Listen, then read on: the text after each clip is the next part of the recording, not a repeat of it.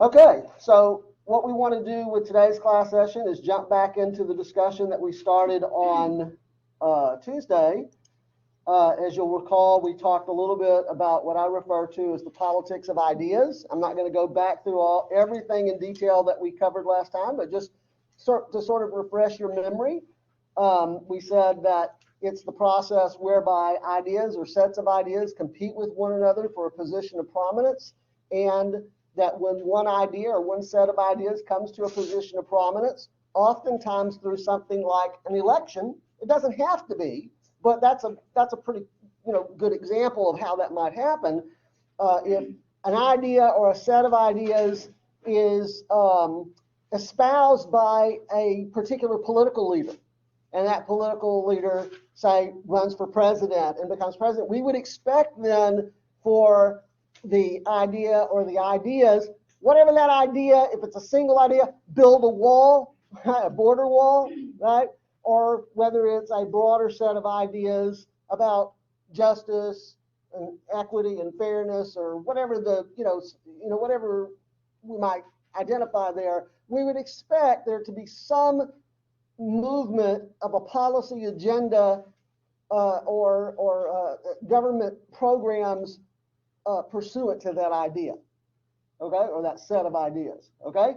And then we moved on to talk a little bit about how some ideas are longer lived than others. Some of them seem to have very short lifespans. Others have more extended lifespans or greater permanence. I gave you some examples there.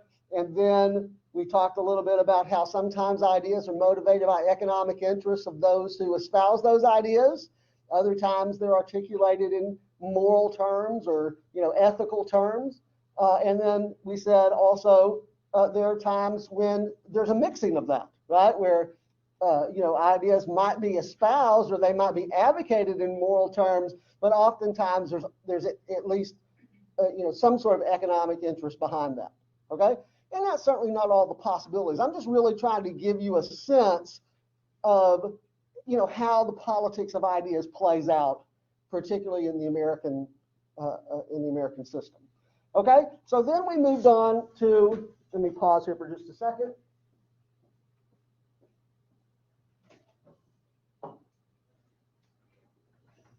Okay, so then we moved on to a discussion of a couple of, again, very basic concepts: ideology and political culture. We said that an ideology is a more or less consistent set of beliefs concerning the purposes and scope of government. Remember that I told you last time that ultimately any ideology poses two basic questions. Why do we have government? That's the purpose of government. And secondly, how much authority should government have to fulfill that purpose? That's the scope of government's authority, right? And we sort of made our way through these points here as well. We're going to come back to this by way of illustration a little bit here in a couple of minutes. So let me just, again, by way of refreshing your memory, we gave you this definition of political culture. It's the set of political values, beliefs, and norms found in a political community which flow from the basic ideological assumptions about human nature, society, and government. There's that connection between the concept of an ideology or the definition of an ideology and that of political culture, right? I also suggested to you that it's not just a connection in the definition, it's a connection in terms of the way political thought is structured, right? So this may not be a perfect way to suggest, to suggest to you to think about it this way, but it's I think the simplest way that I can think of to try to get you to understand that an ideology is really sort of, at least has a couple of layers, probably multiple layers, but at least a couple of layers or a couple of levels of thought.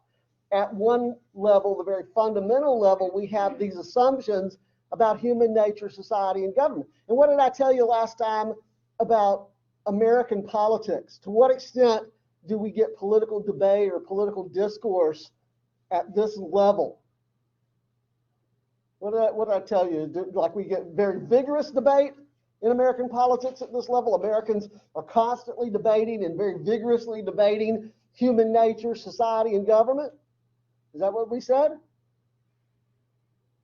Anybody remember? No, they all tend to agree.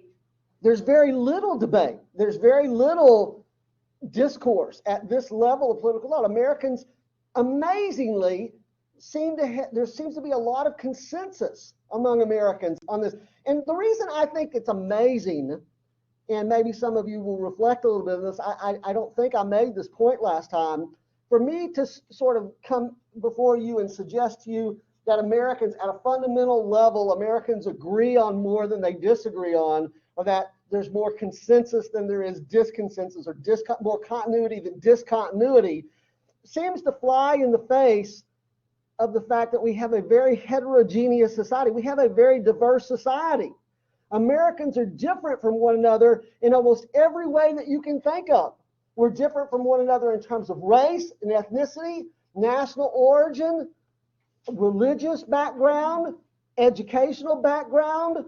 However you want to slice it up, American society is very, very diverse. There's no getting around that, okay?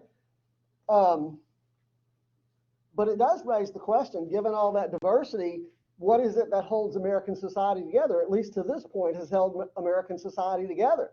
And what I'm trying to suggest to you, and I think what a lot of other political scientists who study the American system would try to suggest to you, is that, well, maybe it's our political culture. Maybe it's the fact that there's widespread consensus on core values, not the least of which, I know I mentioned this to you last time, probably number one on that list is the value of liberty. Okay? Doesn't matter if Americans are black, white, Latino, Native, whatever racial or ethnic distinction that we might make, whatever income level, whatever level of education, whatever, Americans overwhelmingly embrace the value of liberty. But that's not the only one, certainly. Equality and justice and rule of law. And so there's really quite a bit of consensus on these values. Now, at that second level of thought, we said we do get some debate. But it's very important, and I know I mentioned this to you last time, and we're going to move on to new things here in just a second, but I just want to make sure everybody has this point down. We get debate at this superficial level, as I like to call it. Here's the core level of fundamental assumptions, and here we have at the superficial level, here's where we do get some debate, but it's not a debate over whether these are values or whether they should be considered values. It is usually a debate over how we define these values. We can get some differences among Americans in terms of how we define these values. Is equality, for example, and I don't want to jump too far ahead here, but do Americans understand equality to mean equality of opportunity or equality of outcome? So that's one distinction that we might get a little bit of debate on in American politics. The second way that we can get some debate is when we see conflict between the two or more of these values, and that happens quite a bit. When liberty comes into conflict with order, or when liberty comes into conflict with equality, for example, which one gets a priority? Are we going to give a preference to liberty, or are we going to give a preference to order? Are we going to give a preference to liberty, or are we going to give a preference to equality? And they're all, as I told you last time, there are all kinds of policy issues that we can point to illustrate how it ultimately comes down to a conflict between those values. Or any of these values. National unity and localism is a kind of a conspicuous example. Which one gets a priority? And then third, we get some debate over how to close the gap between the ideal with an L on the end of that word, ideal. I know I think it's kind of hard to, make out exactly what I'm saying because I have this mask on, all right? The ideal of justice and the reality of justice, or the ideal of equality and the reality of equality. What do we do as a matter of justice? Think about something like the criminal justice system. I think most Americans are committed to the idea that that system should pursue a notion of justice, right? Well, what do we mean by that? Well, we could spend some time talking about that, but let's just assume that we all have the same understanding of what that means. If we were to take a survey of 1,000 Americans selected at random and ask them, do you believe that we have achieved justice in our society, in the criminal justice system? Have we achieved justice? I bet that we would find that many Americans would say, I'm not sure exactly how they might articulate it, but the bottom line would be that many Americans would have this notion that, no, we haven't really achieved it. I mean, we have this ideal of how the criminal justice system is going to work, but it doesn't really work that way. Right? Whatever people think might be wrong with our criminal justice system. Maybe many Americans are convinced that justice is dispensed in our criminal justice system unevenly, depending on things like, how much money a person has, or their celebrity status, or whatever things people are convinced that contribute to an uneven application of justice. Or maybe many Americans certainly are convinced that there's racial disparities in our criminal justice system. I don't think there's any disputing that. Okay? I mean, that one seems really obvious to me. But then the question that becomes more difficult is, well, okay, what do we do about it? All right? If I was to ask you, what do you want to do? If you've got a system of criminal justice where some people seem to get favored treatment based on their income level or their celebrity status, or some other people seem to get disfavorable or unfavorable treatment based on the same considerations or race or ethnicity, what do you want to do about it? To make that equal, right? You give everybody a public defender, right? I guess we could do that. Like, you can't go out and hire your own lawyer anymore. We're just gonna, if you're accused by the state of a crime, not gonna let you go out and hire your own lawyer and spend all your money defending yourself. We're gonna just give everybody a public. Is that what we want to do to make it equal? We want to give everybody bad representation? I see some of you are shaking your head no, right? When you begin, okay, so that's the point I'm trying to get. I don't have a solution for you, by the way, to that. I'm just trying to get you to reflect a little bit that that's the kind of debate that we can get in the American system. Everybody's committed to justice, right? At least they say they are. But when push comes to shove and we start talking about, okay, well, what do we do to fix that disparity between the ideal of justice? I'm not even talking about social justice here. I'm talking about criminal justice, right? Because that social justice is even more difficult, right? So, what are we going to do? Well, as a matter of policy, then we start getting lots of debate. Okay? All right, and I think we left off last time.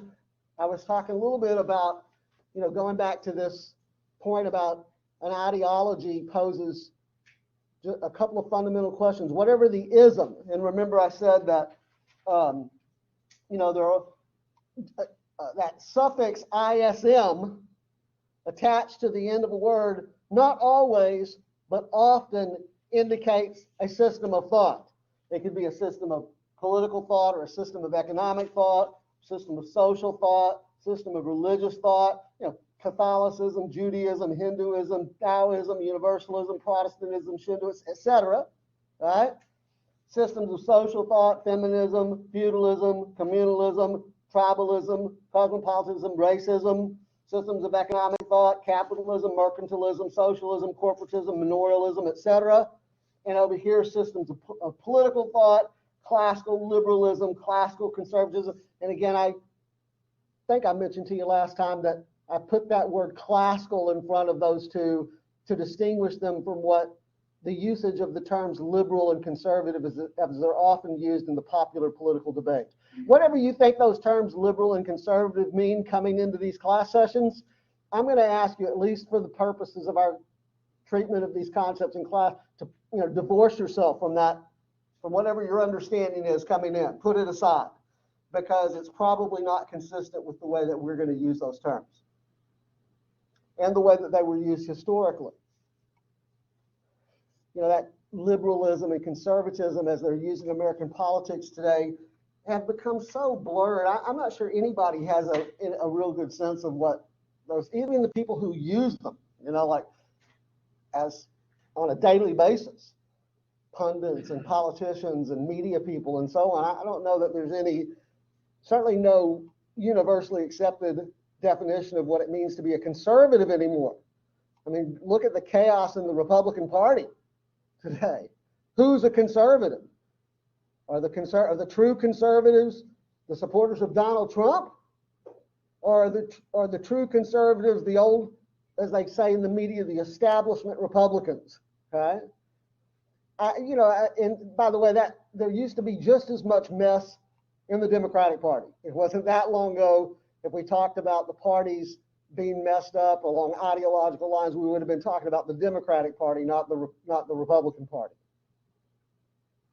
And who knows, that may emerge again in the Democratic Party. I mean, you do have, you know, you all are probably aware that not all Democrats think alike, right? I mean, you've got at least some moderate Democrats left. There used to be something, when I first started teaching these classes many years ago, we used to talk about with the two major parties, there being three factions of the two major parties. There were liberal, moderate, and conservative Democrats, and there were liberal, moderate, and conservative Republicans. We don't really talk about the concept of conservative Democrat anymore or liberal Republican. I think they probably still exist, but they just don't seem to matter much anymore. Okay? Maybe there might be a handful of conservative Democrats left in public life. Maybe somebody like Joe Manchin of West Virginia, a senator from West Virginia who's a Democrat, seems to be pretty conservative. Okay? Anyway, I don't want to digress too much on that point, but except to say that, you know, we used to talk about there being these three major factions, and to a large extent we don't do that anymore, but we can still acknowledge that not all Democrats think exactly the same, and not all Republicans think exactly the same. You know, within the Democratic Party, maybe you have the Bernie wing of the party and the Biden wing of the party, you know, the Biden representing the moderate part of the party and Bernie representing or AOC as they like to call her, right? AOC, the progressive wing of the party.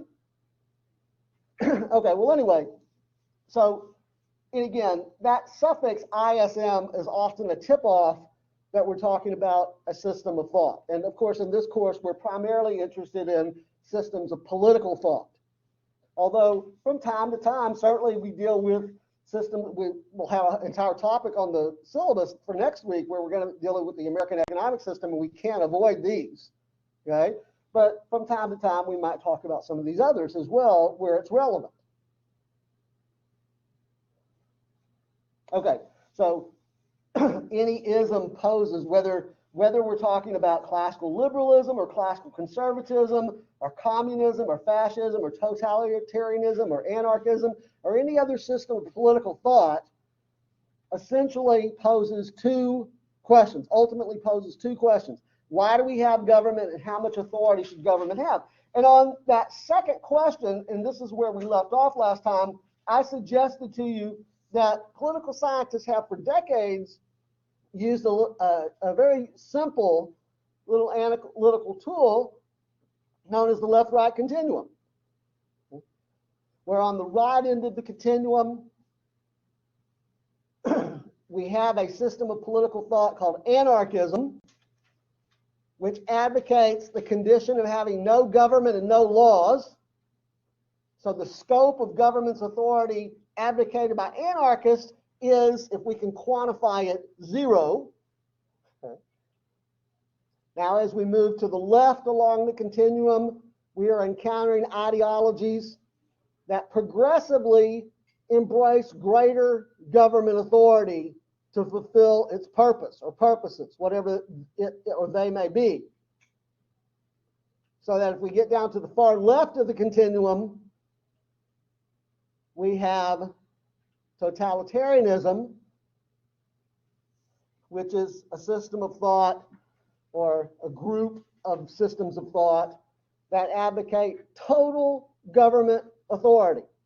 Whatever authority government requires or says it requires to fulfill its purpose, it may assume that authority. In the last 100 years,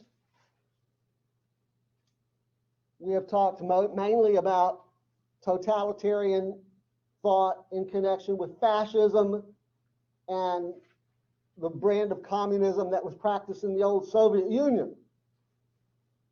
Totalitarian communism under Stalin, for example, or fascism in Nazi Germany, or Mussolini's Italy.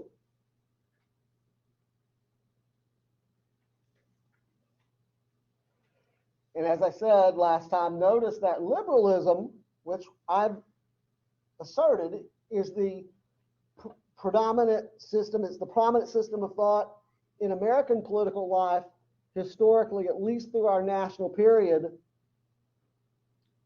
occupies the middle of this continuum. Liberals are going to acknowledge that we have to have government. They're not going to be like anarchists and say no government, no laws. Liberals are going to say we have to have government, we have to have laws, but they're also not going to be willing to give government total authority, total control. In fact, as we'll learn here very soon, as we approach our discussion on the Constitution, it is very important from the liberal approach, from the liberal mentality, to place arbitrary restrictions on the power of government. That means to have a constitution. From the liberal way of thinking, the whole reason to have a constitution is to impose limits on government's authority. That's what Americans have understood, liberals more generally have understood constitutionalism to mean. If you assume that government should have whatever authority it wants to assume, then there's no point in having a constitution. Okay, so we'll have a chance to get to that idea in a lot more detail. Okay, so if we go back and take up that first question, what is the purpose of government? We could spend all day doing that. I'm convinced that we could probably spend the next 24 hours in here together just thinking of specific things that we might put under the heading, the purpose of government. But I think if we left some time at the end of that to organize it a little bit, we could probably put it under one of these three headings. So let's just go to the general headings rather than investing all the time to come up with specifics. Okay, so the first thing that I've indicated here is what I like to refer to as the original purpose of government. Now, it's the original purpose of government in at least two contexts. It is the original purpose of government in the broad sweep of human history. This is something that governments from the very beginning of human civilization have undertaken. Maintain order. And in the parentheses there, I've indicated four different variants. And I'm not going to go through these with you because they are discussed in some detail in the PDF file that I uploaded for you for this week as part of your reading material. Okay? Civil order, political order, economic order, and social order. Which one of those four, do we have sort of, would most Americans probably think of if we have some concept of what order means, which one of these four is it probably most likely to describe?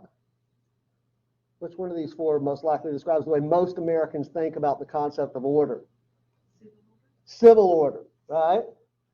And it is in American society. Not, by the way, when I say in American society, I want you to understand that it's not necessarily, with a lot of the things that we talk about here, it's not exclusively in American society.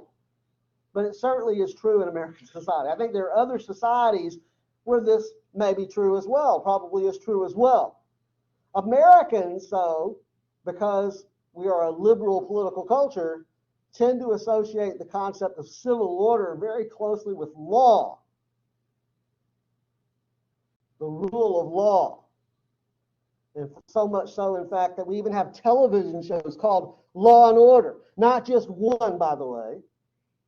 Well, how many Law and Order shows are we up to now? We've got the Law and Order original. We've got the Law and Order SVU. We've got the Law and Order Los Angeles or whatever it was a few years ago. We got the Law and Order UK. We got the Law and Order new one that's coming out, bringing one of the old detectives back for some reason.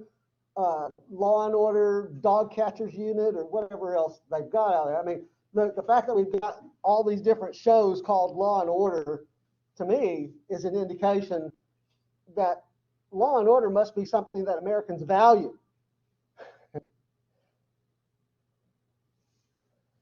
Anyway, that's really the understanding of order that's most consistent with this variant, civil order.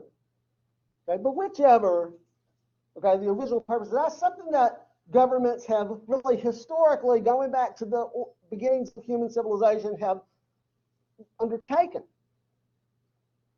But it is also the original purpose of government, specifically in the context of the American system, the development of the American system. And what I'm talking about here specifically is, for those of you who know your American history, the Constitution was drafted in 1787 largely because there was a sense among many of the elder statesmen. The United States, of course, had declared their independence from Britain in 1776, and the Constitution was written in 1787, 13 years, or 11, 12 years later, a dozen years later. Okay, what prompted the need, at least they perceived the need, to write a constitution? After all, they had been on their own for a dozen years at that point. Were things going so smashingly well? Does anybody remember from American history lessons what they teach? What do they teach you in the American history courses? There's obviously a number of factors, but what is it that they teach you in the American history courses was like one of the main catalysts for the Philadelphia Convention in 1787? Was it the lack of someone enforcing the law and a military? Yeah, but was there a specific? You're right, but was there a specific? Not so much the military, but a government that could maintain order is right. Okay, but was there a specific event that signaled to people like George Washington and James Madison and Alexander Hamilton and some of these other leading Americans at the time who advocated a new constitution? Was there something that happened that signaled to them that we needed a stronger central government to maintain order? I'm just trying to get you to recall Shays' Rebellion. Shays' Rebellion is often it's not the only factor, but many historians point to Shays' Rebellion and say, well, if you had to point out one thing, there was actually a series of armed uprisings against state authority in that period. I think maybe as many as 5 or 6. Shays' Rebellion is just really the most infamous of them, okay? Prompting George Washington, to wonder, what security hath a man for his life, liberty, and property? Right? So that's what I mean when I say it's the original purpose of government in the American context. What really prompted a perceived need to draft a constitution and create a stronger central government, stronger governing authority, was the belief that the government as it existed under the Articles of Confederation was not sufficiently empowered to maintain order.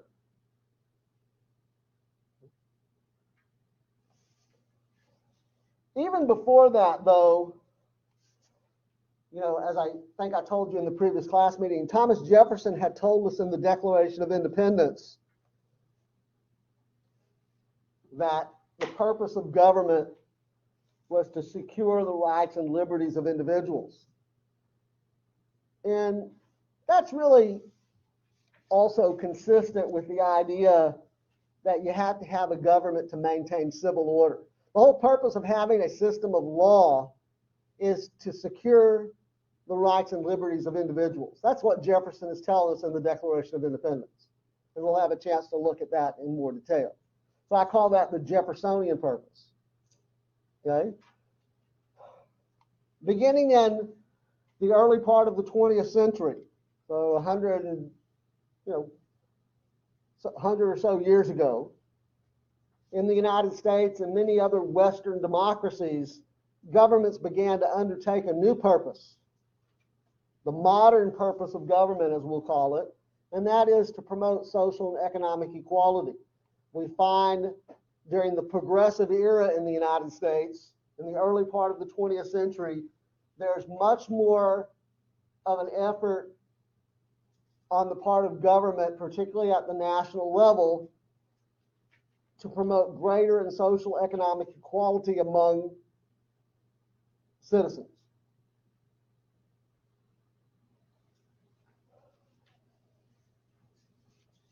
Now, the extent to which Americans embraced that in the 20th century is, you know, it sort of undulates, right? At certain periods, Americans seem more tolerant of social and economic, disparities. In fact, if we compare Americans, the American political culture, to other westernized liberal democracies, European systems, for example, Americans have historically had a much higher level of tolerance for inequalities in the distribution of wealth. Right? Americans seem to have a higher level of tolerance. You understand what I mean when I say that? Americans are willing to live, or have been at least, willing to live with greater differences among people in terms of their material well-being. We seem to have higher levels of tolerance for poverty.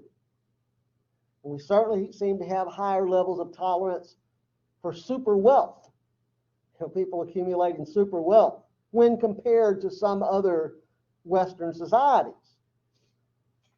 But there are these periods that we encounter, and we may be in one of those now, where those disparities in the distribution of wealth there seems to be some threshold, and I can't tell you exactly where to draw the line. But when Americans begin to perceive that the differences in the distribution of wealth are so great, or so exaggerated, they begin to agitate for change. And so if we look at the history of the last 100 years, there have been periods where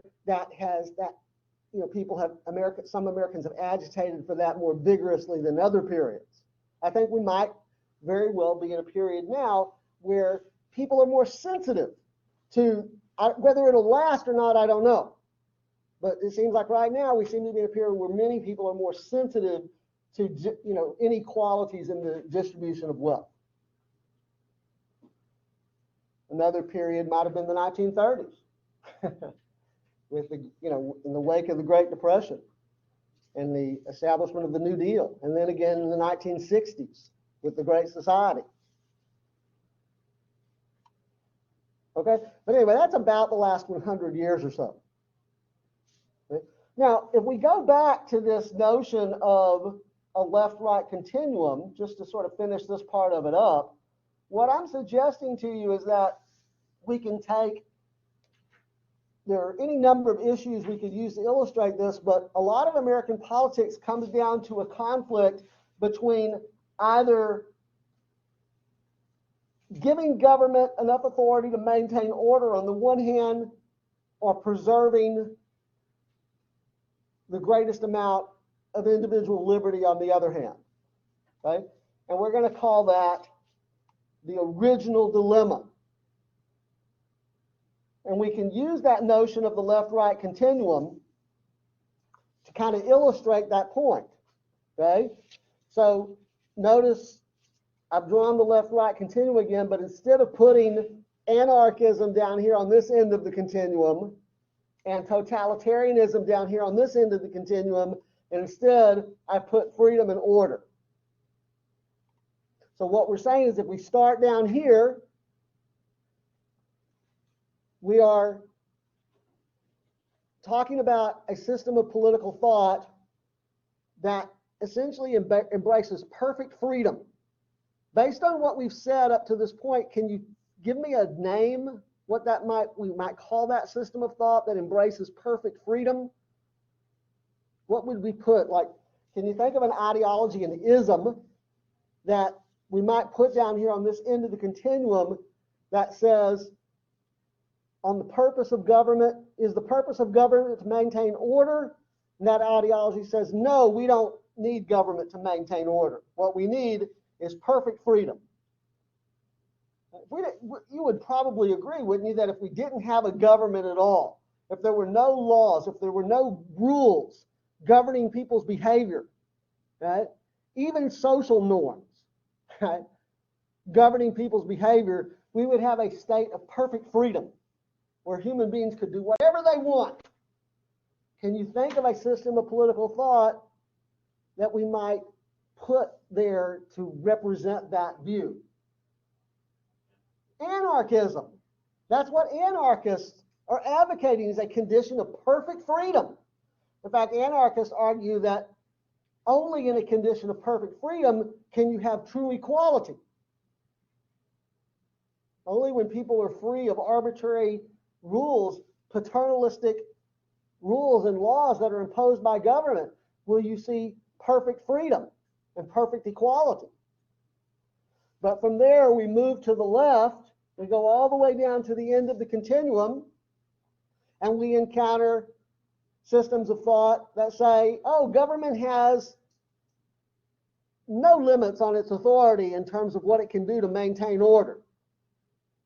And we're going to call that totalitarianism, right? But again, notice that liberalism occupies the middle. Because as I hinted a little bit earlier, liberals historically have recognized the need for government. We have to have government, Jefferson says, to secure the rights and liberties of individuals. We have to have government. But as I said a few minutes ago, liberals are not going to give government unlimited authority. In fact, liberals argue that you have to place arbitrary limits. You have to have constitutionalism in order to restrain government's authority. Okay, does that make sense? Right?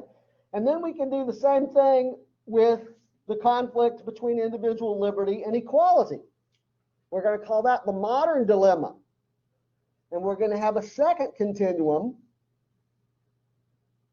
called the equality-freedom continuum, where on one end of the continuum we have freedom, perfect freedom, and on the other end of the continuum we have perfect equality. So we start here with anarchism. As I said just a moment ago, anarchists argue that only when people are truly free can they be truly equal. All right? No government. Anarchists dispute the notion, they reject the notion that we need a government to promote equality. We move along the continuum to the left, all the way down here to the end, and we have systems of political thought that advocate unlimited or virtually unlimited government authority to promote equality. And maybe here we might be thinking about, say, totalitarian communism, right? Which, at least in the rhetoric, embraces full equality for all citizens. Liberalism, again, though, occupies the middle of the continuum. Liberals recognize some need for government to promote equality, but they're not going to let government do anything it wants to promote equality. Does that make sense? Okay, so we really have these two different continuums. Now, we can think about specific issues, as I said, a lot, place issues in the context of either one of these conflicts, either the equality freedom conflict, the modern dilemma, or the order freedom conflict, the original dilemma, right? Almost any issue that you can think of. The question of a progressive income tax. You know what I mean by progressive income tax? Who can tell us very succinctly what we mean by progressive income tax?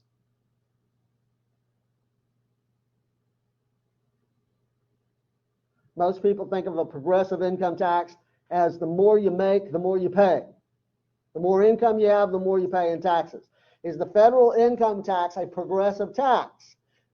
Yes, but it's a qualified yes, and we don't really have the time to get into the, sort of nitty-gritty of it. Maybe for now you can just take my word. It's progressive at the margins, right? And when was the progressive income tax instituted in the United States? Oh, interestingly enough, early 20th century, right? As part of that progressive reform movement of the early part of the 20th century, right? And is it an effort to promote greater social and economic equality in the United States? It is. That is the motivation of a progressive income tax, to promote greater social and economic equality. But the progressive income tax, as it is implemented in the United States over the last 100 or so years, is, as I said, marginal at best. We're not taking all the wealth that people make over a certain amount and redistributing it among the rest of society. There's a limit to how progressive the progressive income tax is, or how redistributive it is. That makes sense? So there's just one example of an issue that we debate, and we've debated for a long time now in American politics, that essentially comes down to an equality freedom conflict. By the way, very, wealthy people, sometimes they tend to be pretty conservative. They oftentimes defend their wealth in terms of liberty, their property rights, economic liberty, they think of it as, right?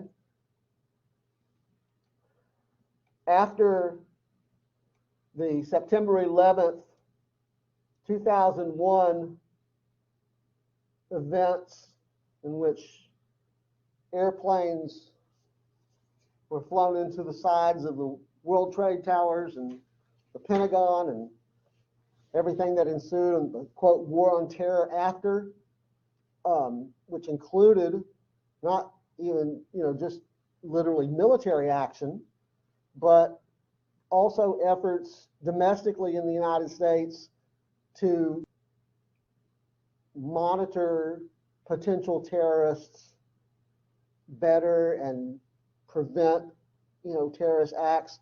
And many civil libertarians cried foul. Many civil libertarians argued that the government is undertaking too much authority here, and it's interfering with the civil liberties rights of Americans. The so-called Patriot Act, as it was passed in whatever it was, 2001 or 2002, shortly after 9/11, 2001, would be a good example. But there are all sorts of other examples that we can talk about, okay? I mean, I'm just trying to give you a couple of things that you might be able to appreciate. You can use your, think about any issue that we debate in American politics today.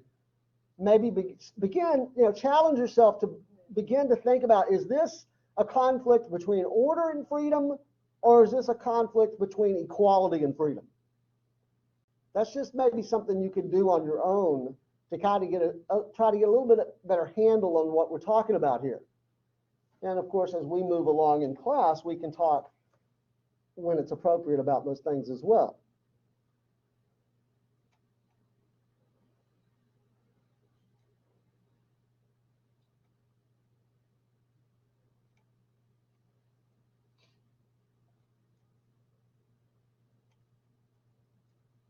So let me back up here. Trying to see what else I got here in my elaborate package of materials here. I want to talk for here just a few minutes about the kinds of assumptions that are made, alternative assumptions that might be made by competing ideologies. If I can find the right spot, if it's even in here. I seem to have lost it now.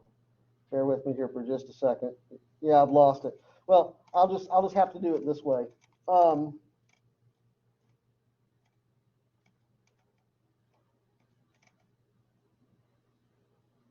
So we started by saying that any ideology is premised on some particular set about human nature, or some particular set of assumptions about human nature. So I want you to consider this set of assumptions about human nature. Right? I'm going to give you a couple of different alternatives here. Okay?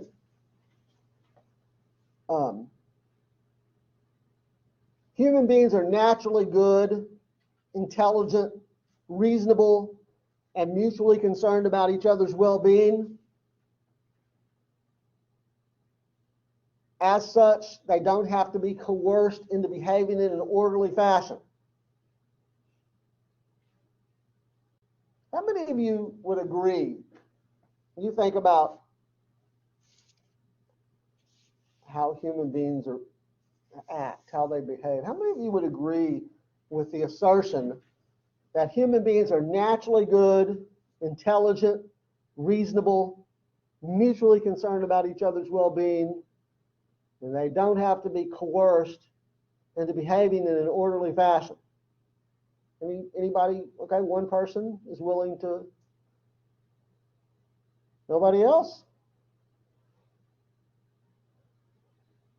That is really, I hope I'm not oversimplifying here, but I think that's really the starting point of a system of political thought called anarchism. Okay? I told you earlier that anarchism is a system of thought that says, that advocates the condition of no government and no laws. Well, why would anarchists, give you a little quick view of some of the prominent anarchist thinkers. Anarchism was a system of political thought that emerged really in the latter part of the 19th century into the early part of particularly in the early part of the 20th century. Here's a few names and faces that you might associate with anarchism. Emma Goldman, for example, would be a good example, right? But the others here, and I'm not that worried. I'm not that concerned that you worry too much about names and faces. Okay, just to give you something to look at. Okay, now what would cause Emma Goldman and these others to advocate the condition of having no government and no laws? If we could get Emma Goldman in here, she's long since deceased, right? If we could get her in here, dig her up and dust her off and bring her in here and say, Ms. Goldman, with all due respect, how can you advocate the condition of having no government and no laws? Well, we don't need government. We don't know. People are naturally good, intelligent, reasonable, mutually concerned about each other's well-being. People don't have to be coerced into behaving in an orderly fashion. What's wrong with you? Can't you see that people assault each other, that people kill each other, that they don't mutually respect each other, they don't respect each other's rights? I wonder what her response to that might be. I wonder if she would say, oh yeah, you're right, I really didn't think about that. You're right, I guess I better abandon my anarchist perspective. I don't think she's going to say that. I'm not. Look, I got to be honest with you here. This is a challenge for me to try to articulate this view to you because I am emphatically not an anarchist, and I don't think most Americans are anarchists. How many of you, when you left your house or your apartment today to come to class, locked the door behind you? Why? Why? Don't you assume that people are naturally good, intelligent, and reasonable and concerned about your well-being? They will respect your rights? You don't assume that? To a certain extent. Look, when we say these things, we're not saying, I'm not suggesting to you that everybody is this way or nobody's this way, right? What we're talking about here are some general tendencies of human nature. What would Emma Goldman say? I really didn't think, of course, people assault each other and kill each other and steal from each other. I wasn't thinking.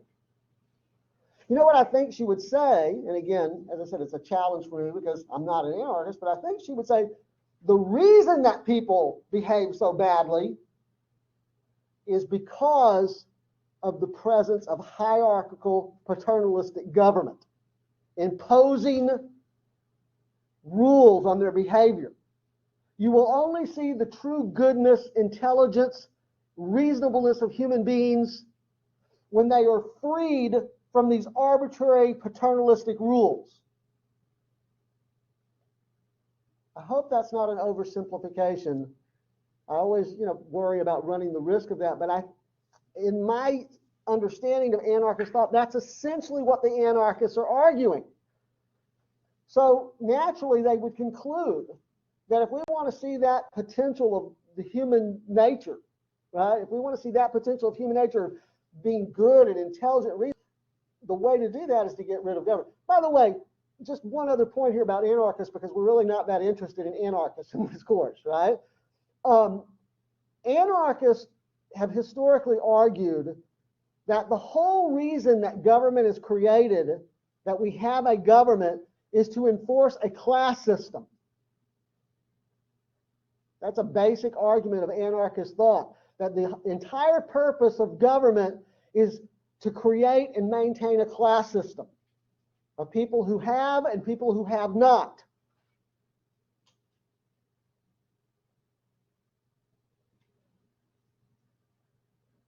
Well, again, I think most Americans today, and certainly at the founding of our political system, most Americans were not anarchists. Anarchism really hadn't emerged anyway. Our political system was created in the late 18th century, and you can see that most of these anarchist thinkers are writing in the late 19th and early 20th century.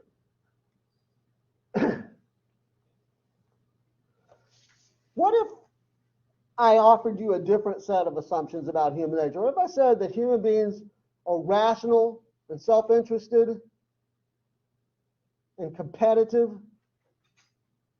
and most productive in a society that values personal achievement to produce incentive?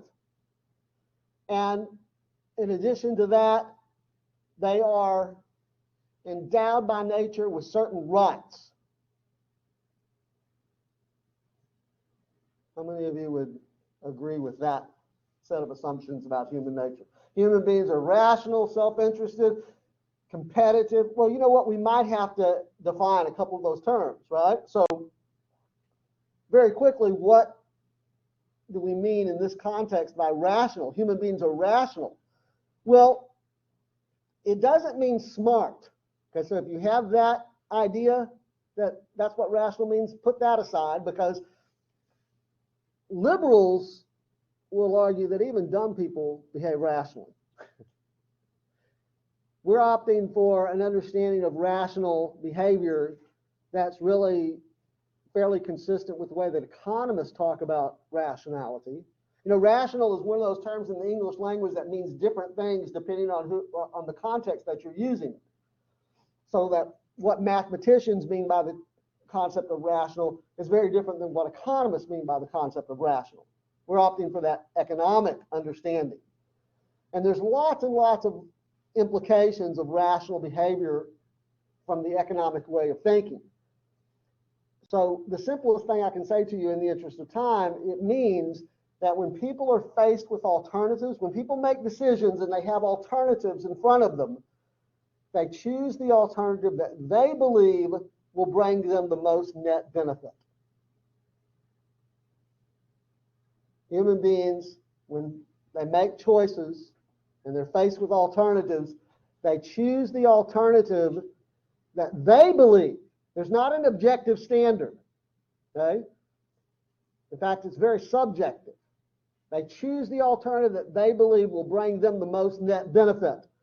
And economists will argue that that is true of almost every decision that human beings make. Very large decisions, very small decisions. When you are roused from your sleep by your alarm to come to Fagan's government class on Tuesdays and Thursdays, and you're lying in bed and you're trying to decide whether it's worth it or not, okay?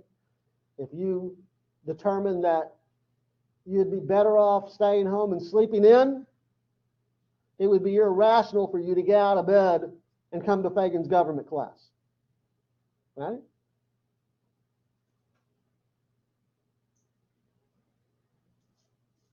Now, your best friend or your partner might say, if you knew what's good for you, you'd get your backside out of bed and go to Fagan's government class. But it's not up to them to decide what's best for you. It's up to you to decide what's best. Liberals make that kind of assumption about human nature, that when human beings make decisions, they choose the alternative that they believe will bring them the most net benefit. And as rational creatures, human beings are the best judge of their own self-interest. Nobody, one of the very basic ideas underlying liberalism is that no one is a better judge of your self-interest than you.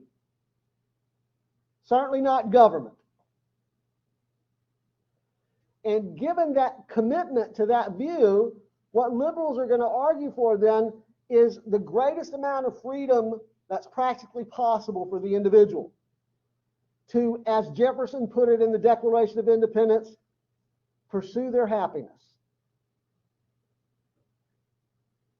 All men are created equal and endowed by their Creator with certain unalienable rights. Among these are life, liberty, and the pursuit of happiness.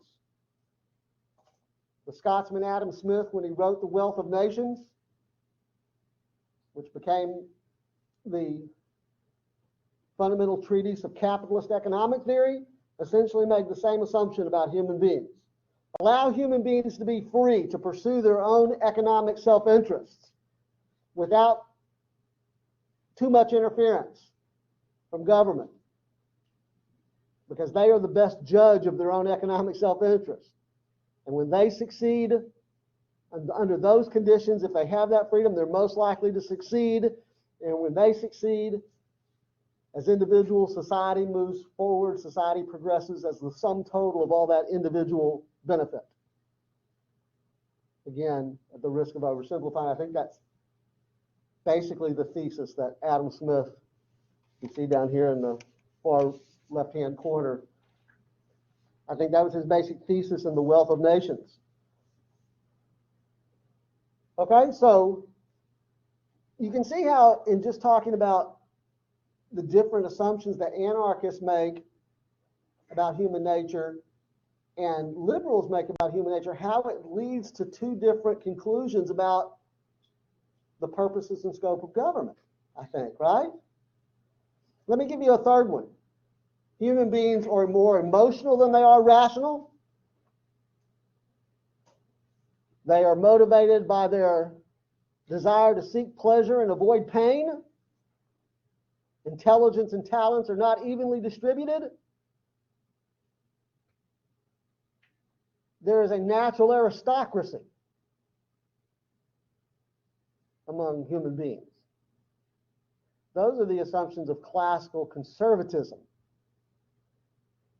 That people are more like sheep and they have to be led, and they're actually happiest when they're led and protected by a natural aristocracy. What a perfect defense of aristocracy, right? That there are only going to be a few people in society who have the intelligence and talents necessary to govern. And everybody else, the peasants, are like sheep, and they have to be led, and they have to be provided for. By the way, you can't get to democracy from there. If you begin, as classical conservatives do, with those kinds of assumptions about human nature, you can't end up embracing democracy. You can with liberalism.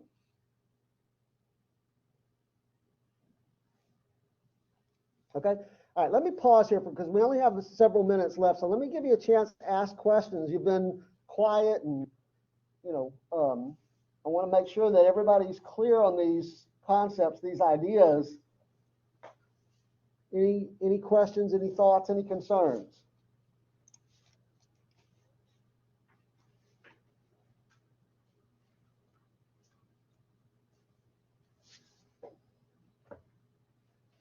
Anybody? So what we're going to do then as we move forward, while you're thinking of questions that you want to ask, and by the way, that includes anybody who's online. If you want to ask questions, you're welcome to do that as well. What we're going to do with that as we move forward is talk about how that leads the founders of our political system to create the kind of constitutional regime that they did in the late 18th century. Did the framers of our Constitution make certain assumptions about human nature? You can bet they did, right? And do those assumptions about human nature and about social life and social relationships inform their understanding of how to create a working system of government? You can bet that they did, right? So, I mean, we're sort of laying the groundwork really for an understanding of, the provisions of the Constitution. I mean, we could have just jumped straight to that, but I think it's important for students, even in an introductory course, to kind of understand why the framers of the Constitution created the kind of constitutional system that they created. And it has everything to do with the kinds of assumptions that they made about human nature. For example, let's finish on this point. James Madison. How many of you have heard the name James Madison? James Madison is oftentimes referred to as the father of the Constitution. There's several reasons for that. We'll probably have a chance to outline those for you when we get to our discussion of the Constitution.